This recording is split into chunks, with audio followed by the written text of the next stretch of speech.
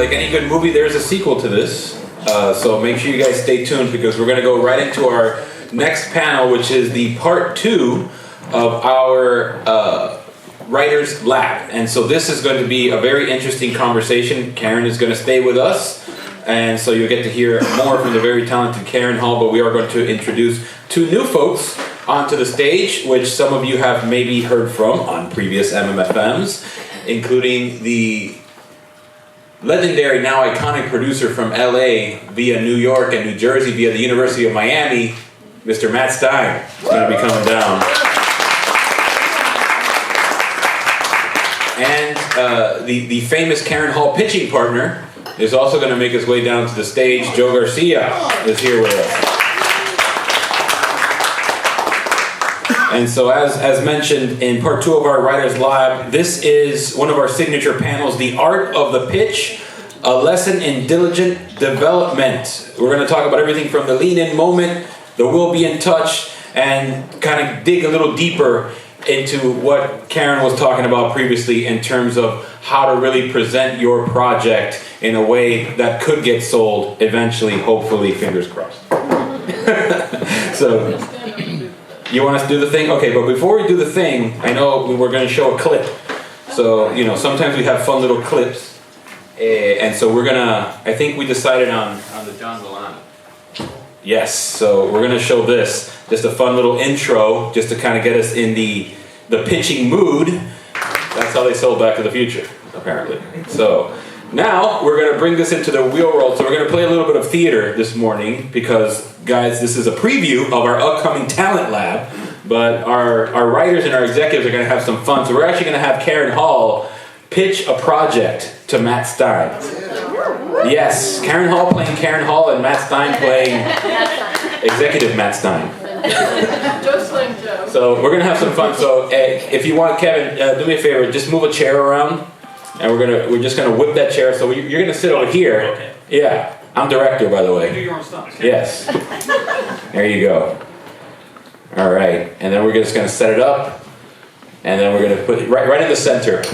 Kevin, yeah, right there. Yeah, exactly right there. All right. Yes, sir. Mr. Stein, thank you so much for taking your time today to hear this presentation. I know you have a very important lunch meeting right after this, so make sure to get you out on time. Yes. I used to be an assistant in LA, so I kind of know the vibe. Well, you only get about 50 minutes of their attention anyway. Yes, absolutely. You know, now I'm stuttering with the presentation, and I'm getting sweaty, and Matt's just staring at me, and I'm not sure what's going to happen. Just walk in and note 5 minutes into the pitch that I have another call. Yes, yeah. We'll make sure that call comes in. It's bad. The appropriate. I'll get a text about that, I'm sure. All right, so Ms. Hall. Is it ready? Okay. So this is a kind of a fake pitch because Joe and I have been working on this for a while, and we've actually already pitched it to Matt. Although, in fact, Matt has already seen a draft, but that was before COVID. I'm pretending. Okay, and good, because we changed a lot of stuff. So, I've never heard this before. You've never heard this before. Matt, Joe and I are working on a project we're going to pitch to you. We're very excited about it. It's called The Woods, and as I said earlier, I've always been fascinated by things that go bump in the night. This is things that go bump in the woods. The first thing you want to tell them is you want to get them understanding quickly what the show is.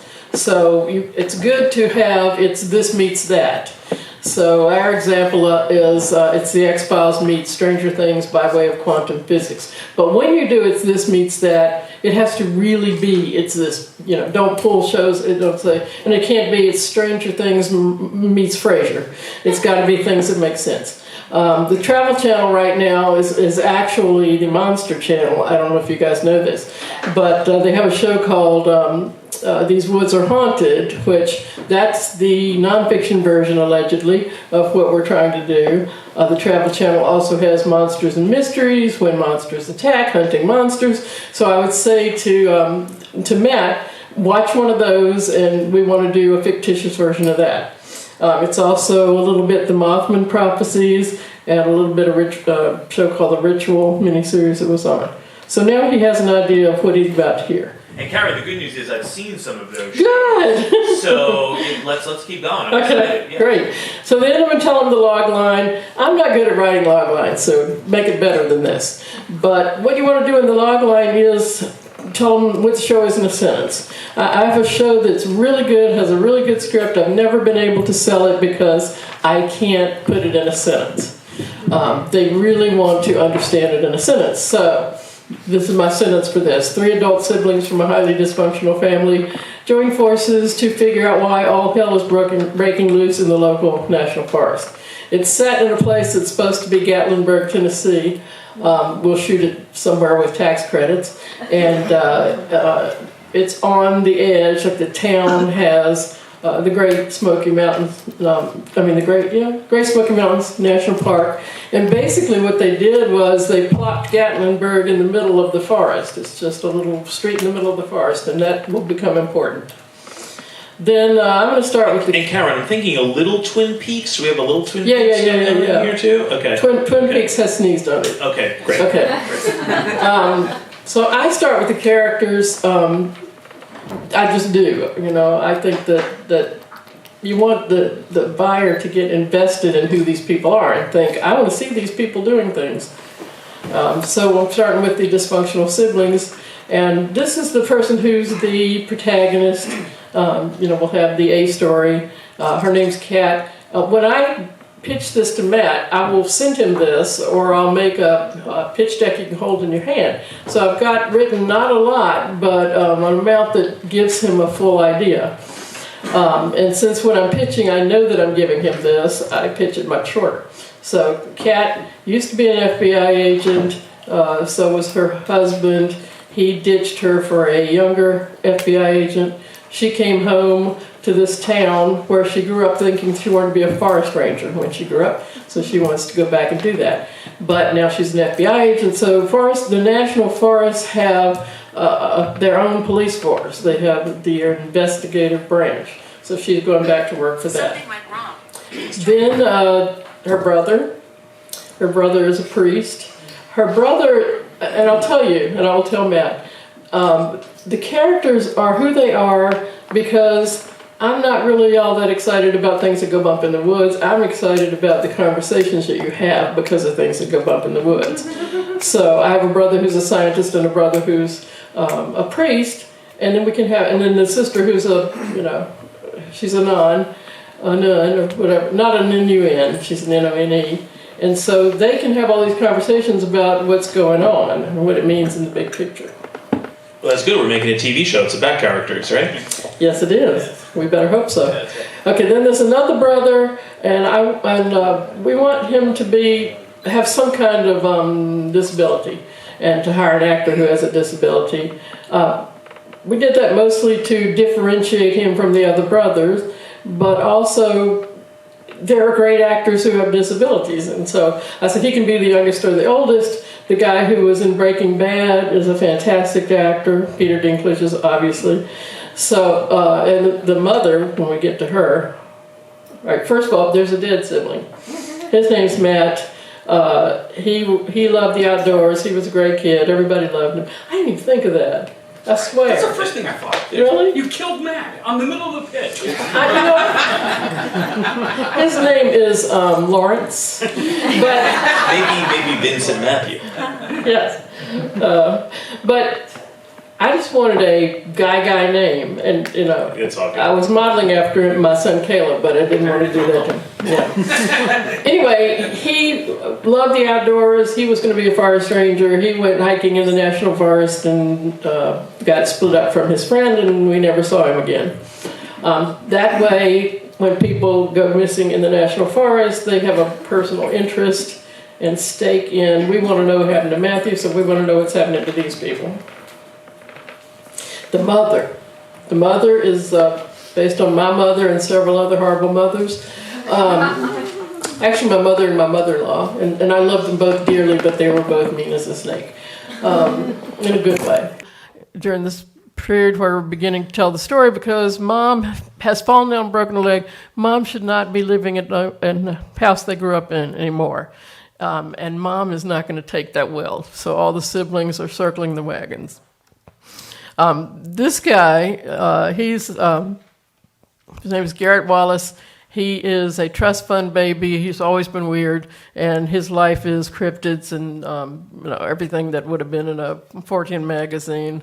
And he's an expert, so he goes around and speaks at conferences of people who love cryptids, and he writes books, and he's going to be there to explain lots of stuff that's happening, his version of You how. might have to tell the executive, what's a cryptid? A cryptid. I know. Okay, he knows. It's a thing like Mothman, a Wendigo, a Skinwalker, all those things. Like every region of the country, they have a different name and they look different. And we're going to be talking about that because we're going to have a cryptid that should be in North Dakota. That we're trying to figure that out. This is the DHS guy. He's there to maintain order after all these weird things start happening and to figure out what's going on. And then there is the mysterious government guy, and he's going to be somebody who does not say much, but he lets you know that the government knows what's going on. And so he has to do everything that can be done to not let anybody know. And then we have the very good-looking Cherokee. The Great Smoky Mountains is all Cherokee territory, and we're going to have him. He hangs out with the cryptid guy, and so he can take him to his uncle, they don't have shaman, but the spiritual leader, and he can say, yeah, we've been telling that story for 150 billion years, and it's actually this. And then we've got this woman who is might or might not be possessed. She might just be mean. She's somebody that the priest brother hires to answer his phones against his better ideas. And one of the things about the priest brother is he has, if you traffic in such things, the gift of the discernment of spirits. So he has what I call my ukiometer. It's like he knows when something is not right, but he hires her anyway because she's pretty. In terms of storytelling, compare this show to Stranger Things, Lost, X-Files, in that there's a big thing that's going on. There's the thing that is the sister who got abducted by aliens. But then in every episode, there'll be something contained that's going on. There's something strange going on that explains all of this. I went years ago to be interviewed for Lost. They were going to hire me as the showrunner. And I'd seen the pilot, thought it was great. And I said, okay, so what's really going on? And they said, we don't know. And I was sitting there going, you need to know. But the joke was on me because, they got an 8-year box series out of it and it just had a bad ending. But we're going to know what's going on. And when they think they've gotten to the bottom of it, it's going to be a false bottom. And so there's more going on. Joe's going to tell you about that in a minute. But every episode's going to have stories that begin and end in the episode. A lot of those will be family stories, too. What is actually going on? One of the reasons that we came up with this idea, and this is my little fascination, like I said, what the hell is going on? I just want to know. And I think that it's very timely because life doesn't make any sense anymore, and truth is malleable. So I think it will resonate with people who are trying to figure out what the hell is going on. But wait, there's more. So what's really going on, there's a true story that I read in an article that the people at the colliders, and there's not just the one, there's not just CERN, there's a bunch of them in this country, but they're creating dark matter because that's how they function, and they have to store the dark matter, and dark matter destroys everything, so it's really hard to store it, but they figured out a way. They took a box with, it has to be magnetized, Joe's going to explain this in a minute, but they got a box of dark matter, just say that, and they put it on a college campus because a lot of college professors are working with CERN. We're going to say that our scientist is. They put it on the college campus in the basement of the lab, and the college students started all having nightmares, and people were becoming violent, and they were seeing cryptids, and so they decided that's not a good place to store them. So we're going to say that they have stored one in the national forest. Also, if you Google, you'll find out that people go missing in national forests. that was one of the first things that made me want to do this. I kind of had a bunch of ideas that conglomerated around that, but there's some books called Missing 411. The guy named Dave Pilates tells stories of people who've gone missing. They go missing and then they're found somewhere that they could not possibly be. So like a 2-year-old will go missing and they map it and go in half an hour, a 2-year-old could make it to this radius, and they search that. Then they end up finding him, 2 mountains away. So we're going to do stuff like that. What do scientists know about dark matter? Nothing, which is wonderful. They know almost nothing. And so the beauty of that is We can't be wrong. we're going to make it up. And we got a scientist who's going to say big words like your big word phrase that you said when you're trying to explain things that are scientific. Oh, yes. We are going to reconfigure the Googleplex demodulator. Yes. So we're going to say a lot of that. And no scientist can pop up and say, dark matter doesn't do that, because they don't know what it does. These are the things CERN has learned, and they all fit our show beautifully. All dark matter responds to all other dark matter. So if you have a teaspoon of dark matter in South Carolina and you activate it, then the dark matter, a teaspoon of it in California, is going to react. And this is wonderful because we all have dark matter in us. And I think that if you read the news, it makes a good case for this, because things just get worse. It's like the worse they get, the worse they get. And so we're going to play with that. I'm seeing where I want Joe to talk. Not there. There, no. Joe, where did I put you? You sound like my wife. All right. I thought I had a slide saying Joe will explain this, but they find the black box and go, aha, this is it. We'll take it and dump it in the ocean and everything will be fine. But then things are not only not fine, they get worse. And that's because... Well, one of the things, a little preface to that is, when we're pitching any story, Mike. when you're pitching any story, it's important to have the nugget of truth in it. What I call the thing that has the added benefit of being true.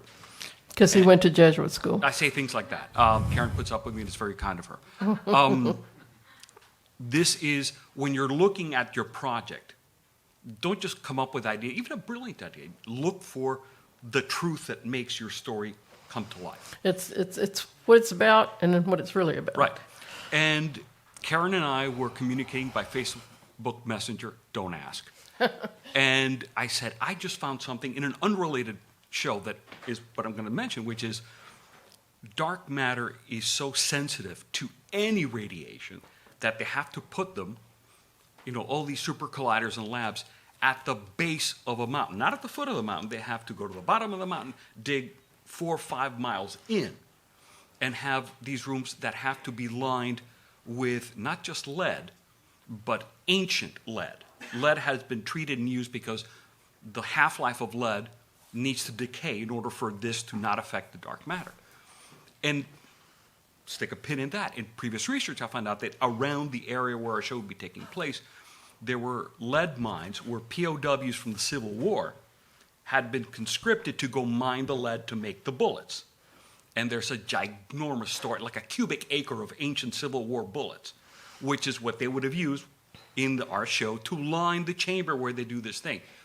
Tidbit, the POWs, after the mine was sort of run out of lead, were driven down the shaft and it was dynamited shut because it couldn't afford to take care of the POWs. So what do you think, for the purposes of a show about things that go bump in the night, happens to the souls of dead Civil War POWs?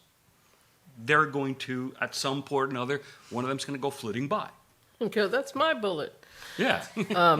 But anyway, they find the box in the woods, but actually people are experimenting with it under the mountain, and there may or may not be Satanists.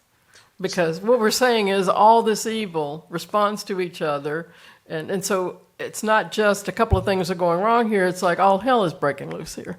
So do you want me to play the role of TV executive and respond, or the role of like Matt Stein, pitching guy, and give notes on the pitch? I don't know. Okay. Matt, pretend you're you and I'm pitching this to you. Okay. So if I was pretending I was studio executive, sometimes a lot of studio executives have overall deals with filmmakers. So they're thinking during the pitch, oh, who could this be great for, right? So if we had an overall deal with someone like James Wan, the director of Insidious or something like that, we would go, perfect, James is looking for something like this. He would be great to come aboard and direct the pilot and be an executive producer of the series. And you guys would probably say, fantastic. Oh, yeah. And then we would go, let me take this to James, discuss it with him, and if he's into it, I'm going to bring you guys in and pitch, right? Yes, and then excellent. Right, and then theoretically, we're off to the races. Yes. Now, I would also probably say, okay, here are some of the things that jump out to me as in things I really like, and then things that might need a little more work. Okay, should I come back over here? Or okay, let me do that. Are we good with the presentation? Anyway, Sorry. Things we've learned because of CERN. Is there any possibility that ghosts, demons, angels, cryptids, all those things are made with dark matter? We say yes. Love it. Okay. Very cool. Okay, I'll jump back over here. So one of the things that I respond to in pitches is preparation, and obviously Karen is a professional and is very prepared and had a great PowerPoint, and so I really respond to that, like it's really, really thought out. And Joe has the science down, he has the characters down, and he's really well spoken, so he gets all of that, right? But things that I'm also a sort of an old school note taker, so I took some notes during that as well. And one of the things, sometimes in pitches, it is a practice of old school rehearsal, right? And so doing something like this is a great sort of dry run to then go, okay, maybe we can rearrange the order of things, and rearranging order of things really can change the dynamic of the pitch. It's not necessarily changing the material, it's just changing the order, and sometimes changing the order is all the difference in the world. So in this case, one of the things that I really responded to that came a little bit later in the pitch, that one of my notes would be should go earlier, is there are people that go missing in national forests every year. And that, to me, is we're always looking to try to create lean-in moments during pitches. And to me, that's a great lean-in moment, right? So it'd be something like, and I'm not a pitcher per se, but so it's something like this, that is, hey, Matt, have you ever been to a national forest? Oh, yeah, I actually was there a few weeks ago, and blah, blah, blah. Actually, do you know, I was at the Grand Canyon. Oh, well, let me tell you that, you get what I'm saying. Came back. Right? Right. People actually hike down the Grand Canyon, and people go missing every year. Oh, my God, tell me more. So to me, that feels like a good in for the story, and then of course they're going to wow me with some zigs and zags along the way of where we go from there, right? So I would go, let's begin with people go missing in national forests every year. I also then would get into, there's that, and then over here there's science versus supernatural, right? And do they do this? Do they coincide? And we're exploring a lot of those issues in the pitch, which is actually really exciting and potentially is going to form the basis for all of the different character interaction, right? There's those that believe a little bit more in maybe, let's call it, the faith-based side, and a little bit more or the science side. Do those bump up against each other? Do they work very simpatico with each other? There's a lot of these things that can be explored. So that would probably be like 30,000-foot view 2, and then going into... Okay. Yeah. And I would tell you quickly that the brothers used to be very close until one had a vocation, had a calling, and decided to become a priest. And so the science brother feels betrayed because now it's a wall between them. And the priest brother's going, God is science. You're not discovering something that's opposed to it. But all that dynamic that you would later get into with the characters potentially could be led into. So it's some version of hook me in the popcorn of it all with who's going, people go missing in national parks every year. okay, cliffhanger-y, adventure-y, That's cool. As Stuart and I were talking about yesterday, that's the bomb that goes off in Liverpool. Yeah, totally. And then we get into the loftiness of science versus science and supernatural, for lack of a better term, but I like sort of the alliteration of science and supernatural, and then get into the characters, and then get into a little bit more of what actually happens. So I think it's all more or less there, and then the only other thing I would say is we shouldn't go too far into the weeds on the dark matter of it all. I think it's probably a little bit more of a basic overview, because then we start getting into not so much me, because I'm a nerd with this stuff, but other people who would start doing the dark matter, like that type of thing. So that's my, hopefully, is that helpful for everyone? Okay, all right, good. Great notes. All right, cool. One quick thing, when you're pitching to the Matt Steins of the world, and he tells you these things, you say, "Thank you, Matt, that was great." Yeah. You don't say, no, the character, right, because Bob, he's the guy who delivers the thing. And I appreciate that, and it's not necessarily that I'm right, per se. It's just one perspective. Someone over here might have a completely different perspective, but I've also been on both sides of the table, right? So I've been on the side of the table where I'm the executive, and I have to listen to it, and I have to make the decision. And nowadays, I find myself a lot more on the other side of the table, and I might not be doing the pitching per se. The writer I'm working with is doing the pitching, but as a producer, we've rehearsed this multiple times with the writer, and there's also different versions of pitching as well, because there's producerial pitching and there's writer pitching, and I, as the producer, may have to pitch the project to the executive in a producer-type pitch, much more condensed, get them to get us the meeting, and then Karen and Joe are coming in and giving the writer pitch, which is more what you heard today. Right, which is a more elaborate thing, but like you said, if we go down the different types of pitching, obviously someone, as Karen mentioned, who has the credits, has that sort of formal time to come into an executive's office and make this formal presentation.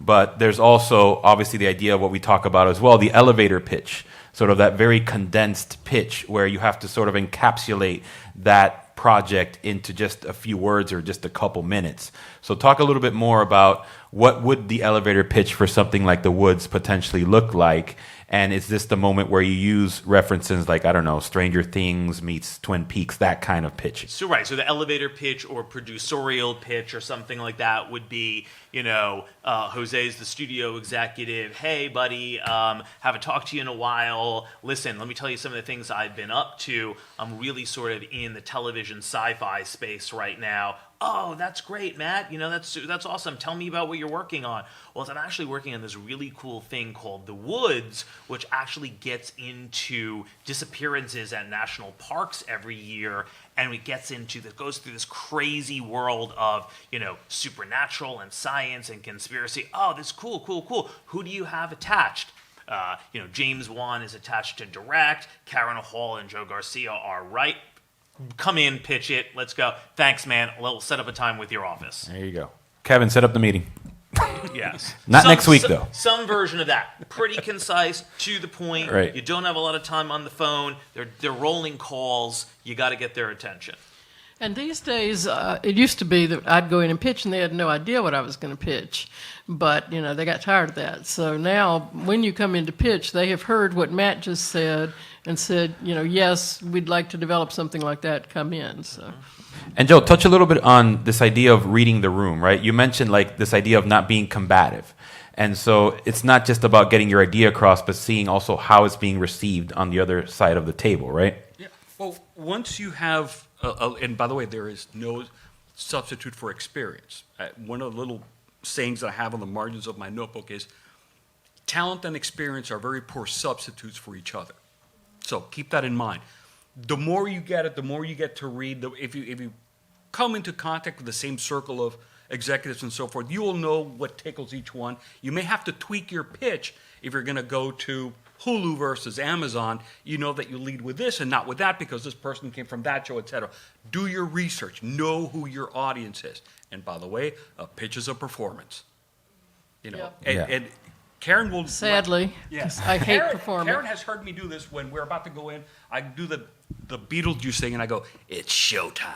Right. And that that's not a, it's funny, but it's not a joke in the sense of I have to get into that frame of mind that it's showtime. You do it from Beetlejuice, I do it from all that jazz. I got jazz hands. Jazz hands. Well, you have choreography. I just have bad makeup. And as part of that, because I've done my research, I've already pitched him out a couple of things. I know when I know his body language. When he moves to the left, that means, okay, speed it up. When he leans in, that means, all right, drill into that. When he leans back, okay, thank you for your time, Matt. That kind of thing. Be aware of that. And you're not always pitching to somebody like we've known Matt forever. So if his eyes are glazing over, we know it. But you have to really concentrate on reading the room. Because the first thing that happens when you go in the room is, do you want any water or coffee? And then you have 5 minutes of, where do you live? What road did you take to get here? Yeah. That's what LA wants to talk about. What freeways did you take? Were they messed up? Did you go the Canyon Road? Can you believe it rained yesterday? I know. And then if we know each other, how's your kids? Blah blah blah. That lasts about 5 minutes, and to me, there is always a definite moment where they are done with that. Yes. And if you're an intuitive person, it's great. But if you're not, you want to really be paying attention to signs, because it's very bad to keep talking past the "we're done with the chit chat" point. I think that's a great note, and also be cognizant of time, right? You know that their time on the other side of the table is valuable, and it's really busy, right? They're very busy. Not that you're not, but you're on their time now, right? They've invited you into the room. So you have to be very cognizant of that and play the game of, okay, well, we just spent 30 minutes doing the chit-chat, so now I have 15 minutes for the pitch. I thought I had 30 for the pitch. So it's being aware of that and being able to not only read the room, but understand how to transition conversations. I was going to say, if you can segue from the chit-chat Yeah. into the project, that's wonderful. Yeah, totally. It's like, And as far as being aware and respectful of their time, this happened. This has the added benefit of being true. I go to LA in June. I'm pitching a sitcom, and I'm talking Miami style. I'm using both of my arms in an aerobic way. And the strap on my watch lets go. And it is, not to drop a name, but it's a Breitling Navitimer. It's a tuna can of a watch. And the watch, I see it in slow motion going shh, shh, shh. And it lands with a thud on the far couch. And I just kept going like this was part of the show. Because I have to go get the thing. That would have taken them out of the story. It would have just eaten up time that I didn't have. And I didn't even look at where the watch landed. Fortunately, some very nice PA gave it to me in the strap in pieces and stuff like that. I still haven't fixed it. And the plus side to that is they might be in a meeting later on. He said, I like that show that we're talking about, the thing, the guy who moves from England to the, which one was that? The one where the guy's watch flew off. Oh, yeah. They may not buy anything, but they'll remember that. So, by the way, don't be memorable for the sake of memorable. That is invariably going to... yes. We had the one with the cow. Oh, yes. Yeah, we had some experiences here at MMFM Don't for be sure. the one with the cow. Right. Don't come to the pitch dressed as a cow. Or, don't be memorable for the wrong reasons, I guess. And is the additional thing that I would say on that is, we're in this world and have been in this world for a while of Zoom pitching. I was right? just going to say that, yeah. Oh, okay, sorry. Yeah. Go ahead. So the transition there is obviously, in the last 2 years, we've had to transition to that out of necessity. But now that we're coming out of it, obviously we're here in a room. But what is LA? Are they still kind of sticking to the Zoom as a preferred method now? It depends. Right. So, like we were talking about, the LA traffic situation is pretty bad. Miami's not so good either, but, some people are going into the office, some people are not going into the office, some people are going in 2 or 3 days, some people are going in all 5 days, right? So some people decide, okay, well, let's meet at this hotel bar or this restaurant. So there's basically no rules now. So you have to be prepared these days to go, okay, I'm going the old school, getting in the studio room, or we're meeting at the Ritz-Carlton for breakfast, or we're going to just be on Zoom, right? So being malleable to do all of those things and be all of those places is super important. But I think all of the same rules apply. The additional challenge on Zoom is it's hard to read energy and what's happening below here. So it's very important to still, if you're going to use hand gestures and articulation, which I do too, use them, but be aware that this box also can make them even more heightened or better or whatever. So you sort of have to base your performance, for lack of a better word, based on your surroundings as well, right? Like I've been examples where you meet for a breakfast at a hotel and you didn't know that the crazy, annoying tourists were going to be at the table right next to you. So now you're competing with them as well. You can't change that dynamic. You just have to sort of roll with it and figure it out. And it's not like, you know, the person sitting across from you isn't going to dismiss you. They're probably actually going to be a little sympathetic to you. Right. So I don't know if you guys want to address that, you know, a little bit as well. I know. It's not as easy to read the energies, but I love Zoom pitching because I live in Orlando. But you know, if I had to pitch something, like if we come up with a more detailed version of this or a different version, Joe and I might go to LA and take a bunch of meetings, one of which would be Matt to say, here's what we've done on the woods since we last talked to you. Absolutely. And one of the things that they're going to look at in a subconscious way is when, as Matt was saying, you're pitching, you're having breakfast at this place, and they're the tourists and the husband and wife are having a fight. Subconsciously, they're going to see how well you handle that, because it's not just we have a great idea and we've written a great pilot. It's like, can these people think on the fly? If there's a regime change at Network X, and now you're being moved from Thursdays at 9 to Saturdays at 7, you know, how can these people cope with the last minute thing? You know, and what you're also selling is a relationship. We're going to be in bed together, ideally for X years. Can I live with Matt Stein? Can Matt Stein say, can I live with Joe and Karen for 5 years? You don't want to go, 5 years of these people? Are you mental? That is hugely important. I think, you know, a lot of times, especially if they're hiring a staff writer, that can I be in the room with this person is almost more important than how talented is this person. And one thing that show business wants to know that you get it, and there are a million unwritten rules that somebody has to tell you. There are what you should wear to the pitch.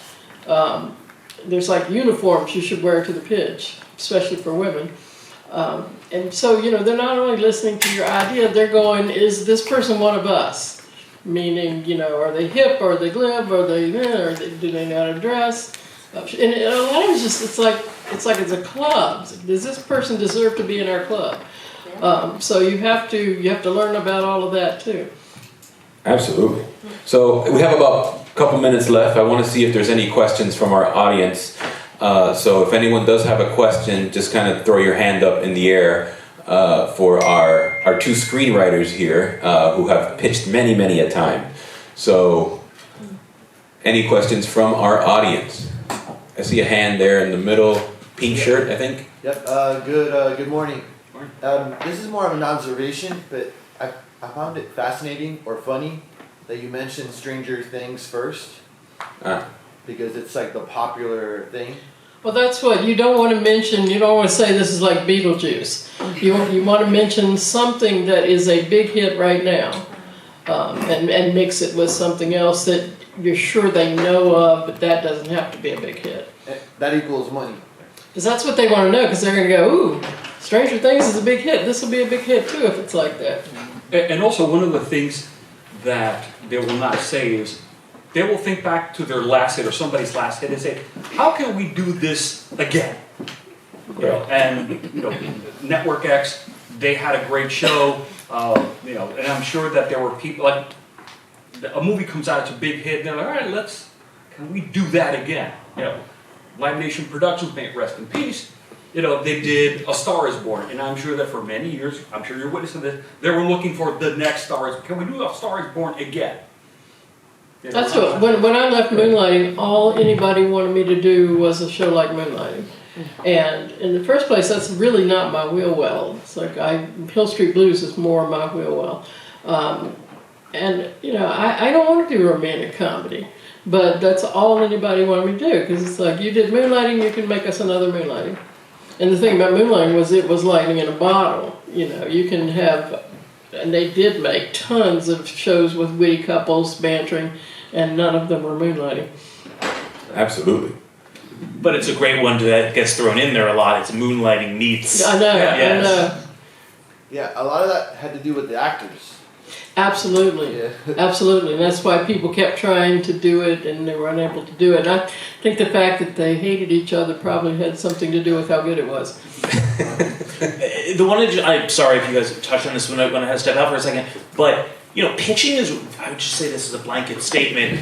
Pitching is hard, and you know, I say this to people all the time when I do these type of things. Is I'll say a few things. One, you want to feel, you as a pitcher want to feel as comfortable as possible because it makes the person you're pitching to comfortable. Mm-hmm. If you are uncomfortable or nervous or sweating, the person feels for you, and then all of a sudden they're not paying attention as much to the pitch, they're paying attention to you sweating and feeling nervous. So I think that's really important. And that's why you need to pitch it before you pitch it. So Yes. I pitch my stuff to my family, I pitch it to my son, I pitch it to my husband. You also become better as you're doing that because you see what's working, what's not working.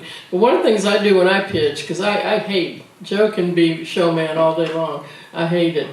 But you have to do it. So I always start the pitch with, this is how I came up with this idea, because I'm the world authority on that. Mm-hmm. And it makes me comfortable, and then it'll move into pitching. Absolutely. I would also say too, and rehearsal is really important to get to that place, but as a producer, you should also know your writer's strengths and weaknesses as well, right? So I've dealt with writers before where they are unbelievable on the page, but if you get them into the room, they can't deliver, right? Mm-hmm. Others who are so eloquent it's unbelievable and are great in a room, but when it comes to writing on the page, they're not so good. The best can do both. But knowing strengths and weaknesses is really important because you as the producer may have to fill in some of those gaps, probably not on the page, but in the room. Yeah. There's a reason why there's two of us. We were discussing this over at lunch, and we decided that together we are a genius. Yeah. On that note, we do have to transition, but it's an interesting segue because this is an art form. It's almost a performance. That's why we call it the art of the pitch. And speaking to that, we have an amazing talent lab coming up, and we're going to be speaking to an extraordinarily talented and accomplished actor, Arlene Brochet, followed by our casting, a conversation with Natalie Ballesteros about auditioning, which is basically the pitching for an actor. And by the way, that was a great example of a reading the room transition right there. So very nice, very nice. Thanks, Matt. We'll do lunch. Thanks, guys. So we're going to